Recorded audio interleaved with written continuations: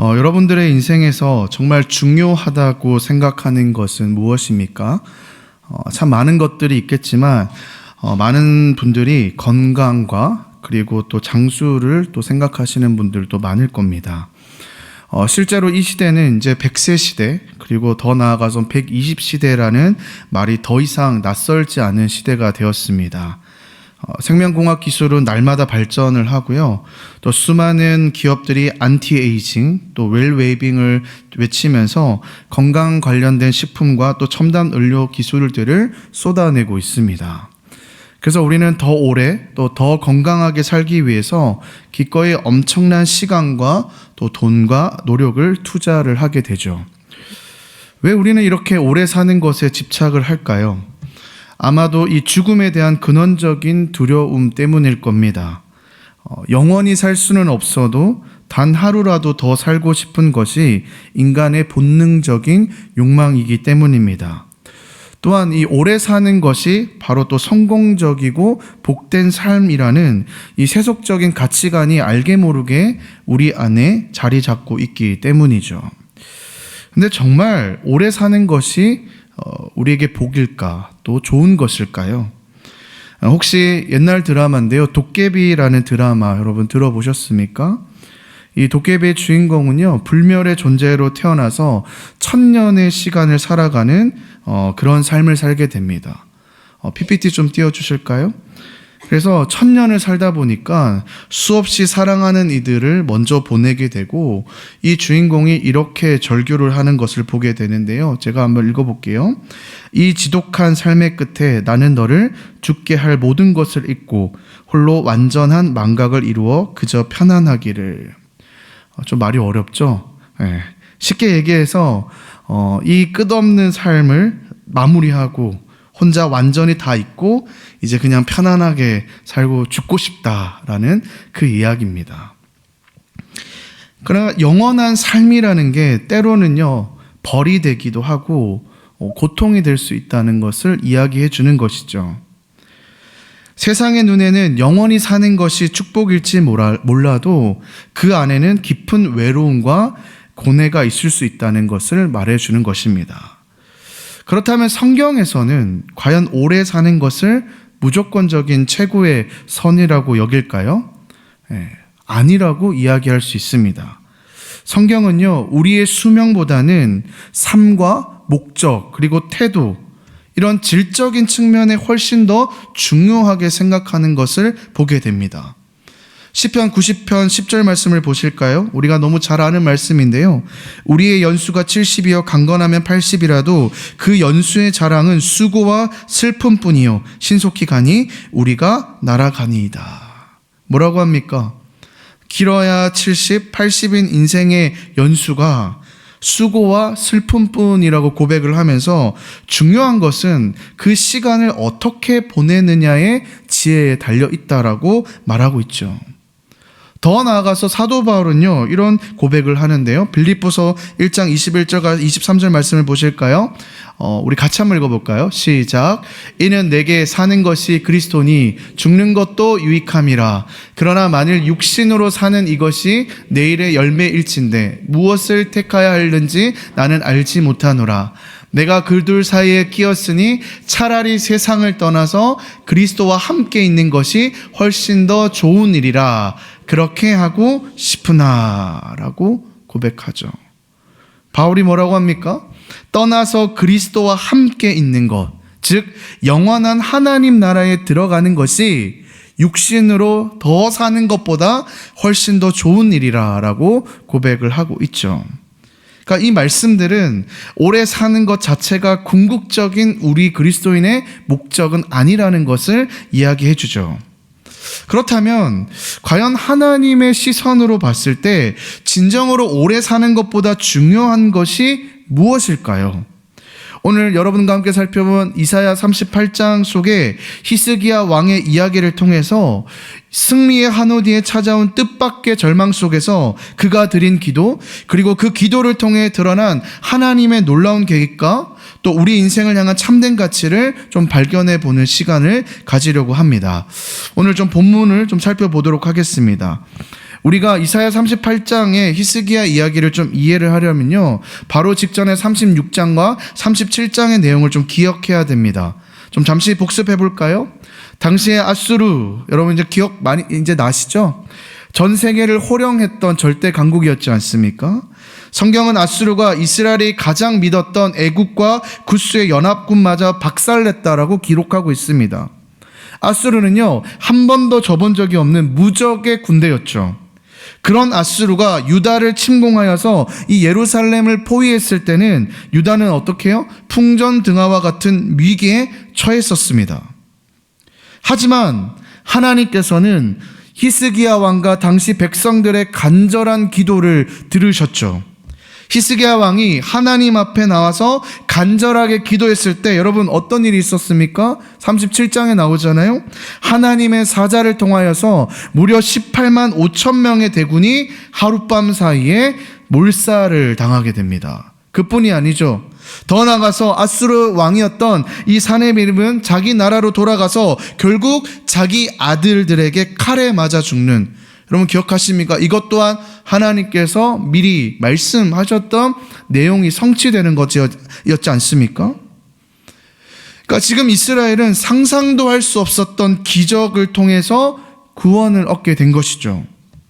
지금 예루살렘 성에서는요, 모르게 몰라도 이 기적과 같은 승리의 환호가 엄청나게 가득 찼을 겁니다. 그런데 여러분들의 인생을 통해서도 알 수 있듯이 이렇게 큰 문제가 해결된다고 모든 것이 다 되돌까요? 아닐 겁니다. 그 다음에 우리는 평안이 찾아올 거라고 생각을 하지만 우리의 삶이 그렇지 않다는 거예요. 기도해서 응답을 받았는데 왜 또 이런 문제가 생기냐? 이런 어려움이 또 찾아오게 되면요, 우리는 힘이 빠지고 지치기 시작하며 될 대로 되라는 포기하는 마음을 갖기 쉽습니다. 하지만 오늘 이 본문은요, 인생의 연속적인 문제 앞에서 우리가 어떻게 대처해야 되는지를 다시 한번 상기시켜 주고 있습니다. 여러분이 믿음이라는 것이 무엇입니까? 끝없는 연속적인 문제들 앞에서 우리가 대처할 수 있는 방법 역시 기도의 연속성이라는 거예요. 기도함에 있어서 지치지 않고 포기하지 않는 것이 중요합니다. 이거 기도해봤자 이 문제가 해결되면 또 똑같은 문제, 아니면 또 다른 문제가 올 텐데 굳이 기도해야 되냐가 아니라, 문제가 찾아오면 어떠냐? 내가 또 기도할 수 있는데, 하나님께서 또 나를 도와주실 텐데, 하나님께서 하실 텐데 라고 하나님을 기대하는 마음이 필요합니다. 바라기는 우리의 삶 또한 어떠한 상황과 환경 속에서도요, 지치지 않고 포기하지 않고 주님을 찾을 수 있는 믿음의 사람이 되기를 주님의 이름으로 간절히 소망합니다. 바로 오늘 이 본문을 보시면 그 승리의 환호가 채 가시기 전에 다시 한번 이 히스기야 왕에게 절망적인 소식이 찾아옵니다. 1절 말씀 보실까요? 1절에 이렇게 기록되어 있습니다. 그때에 히스기야가 병들어 죽게 되니 아모스의 아들 선지자 이사야가 나아가 그에게 이르되, 여호와께서 이같이 말씀하시기를 너는 내 집에 유언하라. 내가 죽고 살지 못하리라 하셨나이다 하니. 여기서 이 그때라는 말은 지금 아수르의 위협이 유다를 짓누르는 이 절망적인 상황과 하나님의 기적적인 구원이 교차하던 시점을 모두 포함하는 말입니다. 여러분, 당시 이 히스기야 왕은 39살의 나이로 아직 한창일 때였고요. 후사가 없었습니다. 그의 아들이 여러분 혹시 누군지 아십니까? 이 므낫세 왕이거든요. 므낫세가 태어나기 3년 전의 일이었습니다. 근데 여러분, 이 왕의 병이라는 것은요, 단순히 개인의 질병이 아니죠. 이 왕의 운명은요, 곧 나라의 운명이었던 시대에 왕이 죽었다? 이거는 나라의 멸망을 의미하기도 했습니다. 그러니까 지금 승리의 기쁨도 잠시 유다 전체의 또 다른 죽음의 그림자가 드리우게 된 것이죠. 그렇다면 이제 여기서 문제죠. 이 또다시 어려움이 닥쳤을 때에 히스기야 왕은 어떻게 반응을 했을까요? 2절 3절 말씀인데 우리 같이 한번 읽어보겠습니다. 2절 3절 띄워주세요. 우리 같이 한번 읽겠습니다. 시작. 히스기야가 얼굴을 벽으로 향하고 여호와께 기도하여 이르되 여호와여 구하오니 내가 주 앞에서 진실과 전심으로 행하며 주의 목전에서 선하게 행한 것을 기억하옵소서 하고 히스기야가 심히 통곡하니. 절규를 향해서 벽을 향해서 기도를 하는데요. 여기서 주목해야 될 것은 이 히스기야의 기도가 단순히 살려달라는 간구가 아니었다는 거예요. 그의 기도는 어떻습니까? 내가 주 앞에서 진실과 전심으로 행하며 주의 목전에서 선하게 행한 것을 기억하여 주시옵소서라고 지금 기도하고 있죠. 지금 히스기야는요, 모든 것을 아시는 그 하나님 앞에서 지금까지 주님을 향해 살아온 진솔한 자신의 삶의 태도를 지금 아뢰고 있는 거예요. 개인적인 유익을 구하는 것이 아니라 하나님 앞에서 정직하고 선하게 통치하려고 했던, 그렇게 애썼던 왕이었음을 하나님께 상기시키고 있는 겁니다. 히스기야의 기도는요, 나의 존재, 나의 삶이 지금 주님께 어떤 의미였는지를 아뢰는 신앙적인 진솔한 고백이었다는 거예요.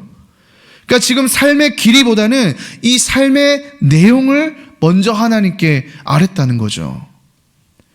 여러분, 이런 기도 태도는요, 우리가 주님께서 친히 가르쳐 주신 이 주기도문의 첫 번째 간구를 떠올리게 합니다. 여러분, 첫 번째 간구가 무엇입니까? 나라가 임하옵시며 뜻이 하늘에서 이루어진 것 같이 땅에서도 이루어지다. 우리는 흔히 이 기도를 착각할 때 내가 필요한 것을 구하는 것으로 생각하기가 참 쉽습니다. 그러나 히스기야는 뭐예요? 먼저 하나님의 뜻과 영광, 그리고 그분의 관계에 집중했다는 거예요. 자신의 삶이 하나님 나라의 일부였음을 인식하고요, 자신의 통치가 나의 통치가 아니라 하나님의 뜻 안에서 행해졌다는 것을 기억해달라고 지금 요청하고 있는 거예요. 그러니까 지금 히스기야 기도는 뭐예요? 나 중심의 기도가 아니라 하나님의 나라와 그분의 뜻을 향한 기도였다는 거예요. 여러분, 그렇다면 사실 여러분들이 만약 이 입장이 되었더라면 이렇게 하기가 쉽지 않잖아요. 아마 저라도 하나님을 간절하게 좀 살려달라고 했을 것이고, 이 또 안 들어주면 막 불평하고 난리를 쳤을 겁니다. 근데 히스기야가 어떻게 이런, 어떻게 보면 모범적인 답안을 가지고 기도를 했냐는 거예요. 왜 그랬을까요? 히스기야의 이 평소의 삶도요, 하나님을 향한 예배자의 삶으로 살았기 때문이라는 거예요. 우리 매일의 삶이요, 내 삶 따로, 하나님 따로가 아니라 우리가 하루를 시작하면서 주님, 오늘 이 하루를 시작하면서 나의 삶을 주님께 맡겨드립니다. 나의 이 하루를 통하여서 그냥 나만을 위한 나라가 아니라 하나님의 나라가 확장되게 하시고 하나님의 뜻을 이루는 삶이 되게 하여 주시옵소라고. 여기서 끝나는 것이 아니라 기도함을 어떻게 해요? 실제로 그렇게 살려고 아등바등하며 살았다는 거. 그러니 여러분, 이런 기도가요, 자연스럽게 나오지 않았을까요? 그냥 내 개인의 삶이 하나님과 따로 된 삶이었다면, 나의 나라를 만들고 나의 만족을 위해서, 나의 유익을 위해서 살았더라면 여러분, 이런 고백이 나올 수 있겠냐는 거예요. 바라기는 여러분들의 매일의 삶 속에서 하나님 나라와 그분의 뜻을 구하며 살아가는 예배자의 삶을 살기를 소망합니다. 이렇게 하나님께 히스기야는 기도한 겁니다. 주님, 저 이렇게 살았어요. 주님, 저는 이 하나님 나라를 위해서, 정말 하나님을 위해서 이렇게 살아왔습니다. 기억하여 주시옵소서. 이렇게 간절한 기도를 드렸더니 이사야 선지자가 왕궁문을 채 지나기도 전에 하나님의 응답이 임하는데요. 4절 6절을 보실까요? 이에 여호와의 말씀이 이사야에게 임하여 이르시되 너는 가서 히스기야에게 이르기를 내 조상 다윗의 하나님 여호와께서 이같이 말씀하시기를 내가 내 기도를 들었고 내 눈물을 보았노라. 내가 내 수완에 15년을 더하고 너와 이 성을 아수르 왕의 손에서 건져내겠고 내가 또 이 성을 보호하리라. 아멘. 응답하신 거예요. 놀랍게도 하나님께서는 히스기야의 생명을 15년이나 연장시켜 주셨습니다. 거기서 더해서 뭐예요? 아수르의 왕의 손에서 유다를 완전히 건져내시고 이 성을 보호해 주시겠다고 이야기하시죠. 또 그 증표로 뭘로 보여주십니까? 8절을 읽진 않겠지만 해시계의 그림자가 10도로 물러가는 기적적인 징조를 보여주시면서 이 약속을 확증하셨습니다. 사랑하는 여러분, 여기서요 우리는 중요한 질문을 하나 던지셔야 됩니다. 그렇다면 지금 해피엔딩으로 가고 있지 않습니까? 그렇다면 과연 이 15년의 생명의 연장이 히스기야에게 무조건적인 행복이었을까요? 여러분 이런 생각 한번 해보셨습니까? 우리는 15년 연장됐으니까 야 너무 좋다. 정말 15년 동안 알차게 채워서 살다가 가야지 뭐 그렇게 기쁘게 반응하지 않겠습니까? 우리가 아까 생각했던 것처럼 오래 사는 것이 최고라는 공식이 여기에 적용이 될까요? 뒤에 이야기를 보면요 꼭 그렇지는 않아 보입니다. 이 성경을 자세히 보면요 히스기야가 15년을 더 산 것은요 그에게는 마냥 유익하지만은 않았음을 보게 됩니다. 아까도 잠깐 얘기했지만요 이 15년 동안에 히스기야가 누구를 낳았을까요? 므낫세 왕을 낳지 않습니까? 여러분 이 므낫세가 어떤 사람입니까? 유다 왕조 역사상 가장 악한 왕이었지 않습니까? 그는요 아버지 히스기야가 무너뜨렸던 우상들을 다시 세운 왕이고요 바알과 아세라 목상을 만들어서 경배하면서 온 나라를 다시 죄악으로 물들였습니다. 심지어 자기 아들을 불 가운데 지나게 하는 끔찍한 인신제사까지도 드리게 했던 왕이에요. 이 므낫세의 악행으로 인해서 하나님께서 어떻게 합니까? 결국에는 이 유다의 멸망을 선포하시거든요. 그러니까 이것만 봤을 때 여러분 히스기야의 15년은요 어쩌면은 더 살고 싶지 않고 차라리 그때 죽었으면은 므낫세의 악행도 없었을 것이라는 가슴 아픈 역설을 보게 되는 거예요. 그래요 여러분, 단순히 병이 낫고 수명이 연장되는 것이 하나님의 은총을 받는 유일한 증거가 아니라는 겁니다. 우리가 병에 걸리면 무조건 기도해서 낫고 오래 살아야 한다라고 생각한다면 여러분 이 성경을 우리는 너무 많이 오해를 하는 거예요. 하나님은요 단순히 우리의 수명을 늘리는 것에 목적을 두시는 분이 아니에요. 하나님께서는 당신의 주권과 계획 속에서 가장 선한 길로 인도하시면서 당신의 일을 행하시기를 원하세요. 그러면 하나님께서 이 히스기야에게 15년을 더 허락하셨던 진정한 목적이 무엇일까요? 7절을 한번 보실까요? 7절에 이렇게 기록되어 있어요. 우리 같이 읽겠습니다. 시작. 이는 여호와께로 말미암는 너를 위한 징조이니 곧 여호와께서 하신 말씀을 그가 이루신다는 증거니라. 뭐라고요? 여호와께서 하신 말씀을 이룬다라고 했거든요. 이게 뭘까요? 어떤 말을 하는 걸까요? 바로 하나님께서 다윗 왕에게 뭐라고 합니까? 내가 너의 왕조를 끊이지 않고 영원히 이어지게 하겠다. 사무엘하 7장의 말씀이거든요. 이 말씀을 지키시기 위해서 히스기야가 후사가 없이 죽으면 어떡해요? 다윗의 혈통이 끊어질 위기지 않습니까? 그러나 15년의 연장된 삶을 통하여서 비록 정말 세상에서 악한 므낫세가 태어났지만 그 후사를 통해서 다윗의 왕조가 계속해서 이어지게 하셨다라는 거예요. 그러니까 여러분 이 히스기야의 생명 연장은 뭐예요? 그냥 이 히스기야를 더 오래 살기 위해서, 그래서 그의 삶을 더 충분하게 행복하게 위해서 하는 것이 아니라는 거. 그 목적은 하나님의 신실하신 약속을 이루고 증거하기 위한 하나님의 위대한 계획 속의 한 부분이었다는 거예요. 이게 여러분 아까 주기도문을 얘기했지만 주기도문이 가르쳐주는 기도예요.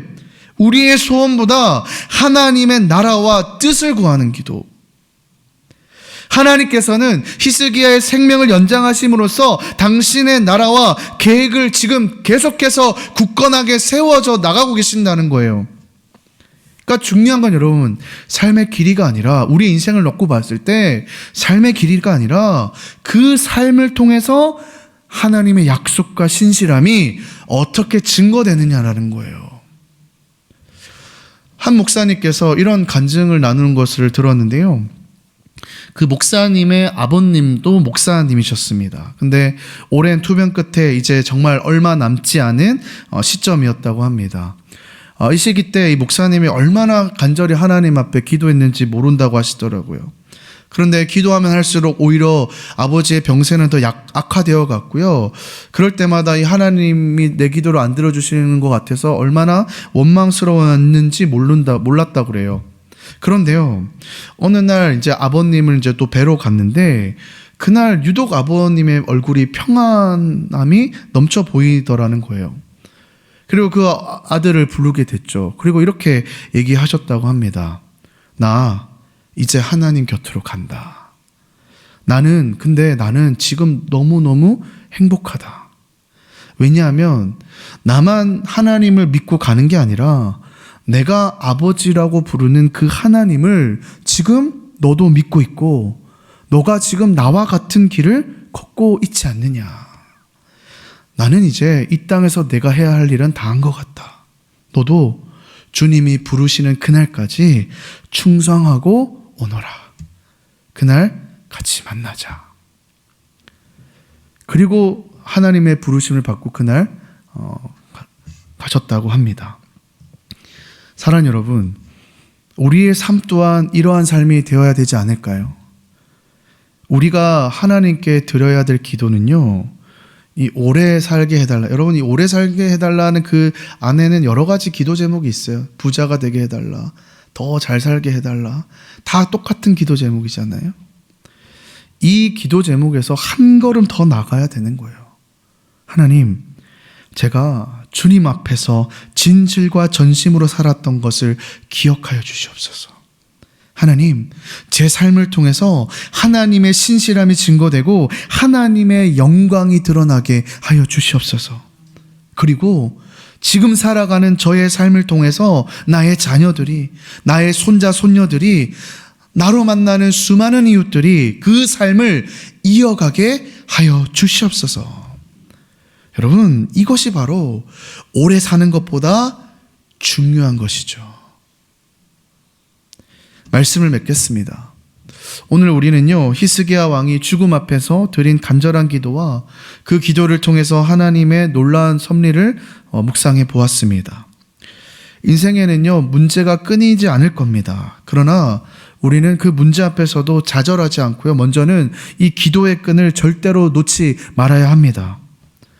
그리고 그 기도의 제목들은 단순히 내가 원하는 것을 요청하는 것이 아니라 하나님 앞에서 진실과 전심으로 살아가는 우리의 삶을 아뢰고요, 하나님의 신실하심을 고백하는 기도여야 할 것입니다.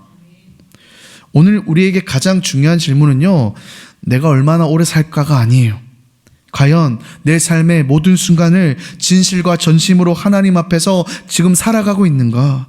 과연 나의 삶을 통하여서 하나님의 신실하신 약속과 영광이 증거되고 살아가고 있는가? 히스기야 왕에게 연장된 15년이 마냥 유익하지 않았듯이 단순히 오래 사는 것만이 절대적인 축복이 아닙니다. 하나님이 기억하실 만한 삶, 하나님의 시선으로 볼 때 하나님의 마음에 합한 자가 되는 것, 이것이 바로 오래 사는 것보다 훨씬 더 중요한 것이죠. 주님께서 우리에게 가르쳐 주셨던 주기도문의 첫 간구처럼 우리에게 주어진 오늘 하루를 통하여서 하나님의 나라가 임하고 하나님의 뜻이 이루어지도록 간구해야 됩니다. 히스기야의 삶을 통하여서 다윗의 언약이라는 하나님의 큰 뜻이 계속해서 이어져 갔듯이 우리 각자의 삶도 뭐예요? 내 대에 끊어지는 것이 아니라 나를 통해서 계속해서 하나님의 뜻이 전달되고 주님 오시는 그날까지 그 뜻이 계속해서 이어져 가는 것, 그것을 위해서 우리가 힘쓰고 노력하고 기도해야 되는 것 아닐까요? 삶의 길고 짧은 것은 하나님의 주권에 속한 일입니다. 그러나 그 삶의 매 순간을 어떠한 마음으로 어떠한 목적으로 살아갈지는 여러분들의 결단에 달려 있습니다. 우리는 언제까지 살지 모르잖아요. 제가 먼저 부름을 받을 수도 있는 거잖아요. 하지만 언제 갈지 모르지만 오늘 하루 주어진 것은 분명합니다. 오늘 하루를 하나님의 사람답게, 하나님의 기뻐하시는 뜻대로 살아가며, 오늘 주기도문에서 알려줬듯이 늘 오늘 하루를 하나님 나라를 구하고 그 하나님 나라를 위해서 살아가는 삶, 이것을 더 하나님께서는 기뻐하실 겁니다. 바라기는 여러분에게 주어진 이 하루하루를 하나님이 기억하실 만한 그 삶으로 가득 채워가시면서 여러분들을 통해서 그 주님의 사랑과 복음이 계속해서 전달되어 가기를, 그래서 다음 세대들이 계속해서 성장하며 이 주님의 뜻이 끝까지 이어지기를 주님의 이름으로 간절히 소망합니다.